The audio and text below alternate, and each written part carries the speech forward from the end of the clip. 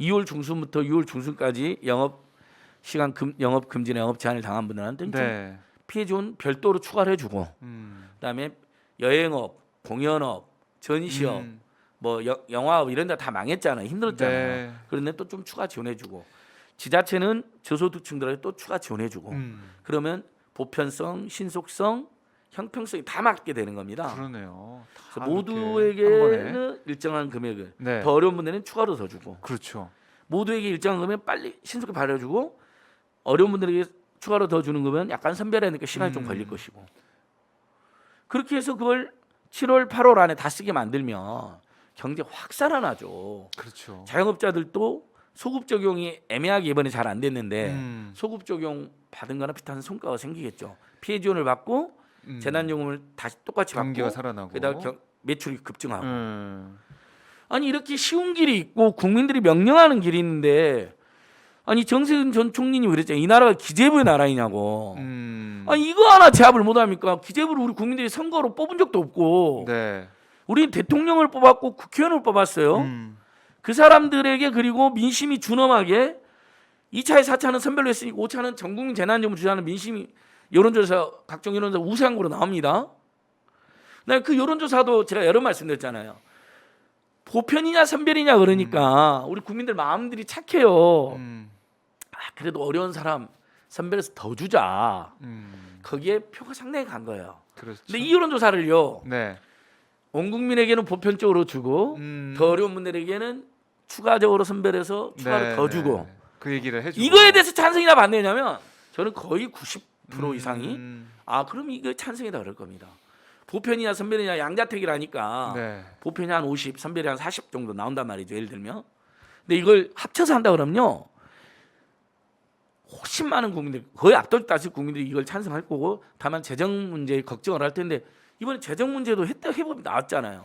세수가 40조 안팎의 세수가 더 거친다, 세금이. 그걸 국민들이 이번에 쓰겠다. 그게 그동안 세금 많이 거친 원인을 보면요, 법인세, 그러니까 잘 나가는 대기업들이 있는 거예요. 이참에도 중견기업들이. 그다음에 부동산 관련세 잘 뗐잖아요. 그동안 부동산 불로소득 벌었던 사람들이 세금 좀 많이 냈어요. 그렇죠. 그걸 국민들 위해서 쓰는 거예요. 얼마나 좋습니까? 이번에 진짜 모든 게 맞아 떨어지거든요. 거기다 8월 휴가 다가오죠. 추석 다가오죠. 돈 쓸 일 제일 많을 때죠. 7, 8월 휴가. 그다음에 대체 휴일 확대한다는 거 아니에요. 그러면 집에서 연휴니까 월요일까지 쉬니까 3일 연휴인데 토, 일, 월. 집콕만 하고 있어야 되겠습니까? 하루 정도 나가야죠. 그럼 돈이 있어야 되잖아요. 아무튼 이게 참 있을 수 없는 일입니다. 저는 그래서 깜짝 놀랐습니다. 저는. 만약에 이번 주 안에 정리 못하면 저는 정부 여당 민주당은 선거 치르나 만하다 봅니다. 아니 이렇게 국민들의 애절한 상황 하나를 해결 못하고, 기재부 하나를, 국민의힘 말도 안 되는 주장은 야당 하나를 설득하거나 제압하지 못해서 질질 끌려간다. 부동산 세제도 지금 안 했잖아요. 그것도 그렇게 많은 진보 개혁 진영에서 반대했는데, 근데 그건 그렇다 치고 넘어간다 하더라도 이미 결정 났으니까. 이건 완전히 다릅니다. 무슨 종부세 일가 1주택 중에 2%까지 이렇게 제한하면 한 9만 명 정도가 제외된다는 거예요. 그러니까 9만 명 때문에 선거 때문에 그 사람들 잡아야 된다고 지금 난리 피면서 2%로 제한한 거거든요. 의총까지 해가면서. 그러니 30%는 어떻게 됩니까? 1,500만 명입니다. 선거를 하겠다. 저는 명확하게 말씀드리면 선거 아무 상관없이 이런 주장을 해온 사람이지만, 마침 민주당이 종부세 일가 1주택에 한해서 2%만 낸다고 할 때 논리가, 어쨌든 일가 1주택 중에 집값이 올라서 부당하게 편입되신 분들이 많으니 그분들의 선거에 표심 많이 영향을 많이 끼치니 완화하자 해서 2%를 제한했잖아요. 맞아요. 그런 그게 9만 명쯤이에요. 9만 명. 9만 세대. 자, 3인 가구라 해도 27만 명입니다. 근데 지금 그랬던 자들이 1,500만 명. 물론 이제 민주당이 지금, 여러분 이제 오해는 마십시오. 민주당이 지금 안 하자는 건 아닙니다. 민주당은 100% 주자고 주장하고 있는데, 당 대표들까 이낙연 대표부터 송영길 대표까지 계속 일관되게 주장을 하고 있죠. 지금 후보들도 대부분 그런 입장이고요. 근데 이걸 하나 관철 못 시켜서 1,500만 명이 제외된다. 그럼 저는 민주당은 선거 못 하죠. 대선까지 갈 상황도 안 될 수도 모릅니다. 국민들이 너무 실망이 커가지고 그만큼 선거에 엄청난 이슈입니다. 이 이슈는요. 그리고 시간 끌면 선거 때문에 준다고 국민의힘이 자꾸 공격하잖아요. 네. 그러니까 지금 딱 좋습니다. 그다음에 재난지원금 받은다고 갑자기 야당 찍던 사람이 갑자기 여당 찍을까요? 그러니까 선거에 대한 끼치는 영향은 어차피 제한적입니다만 그래도 믿고 기다리던 사람들이 상당수가 네. 정부 여당이 등을 돌리는 계기는 되겠죠.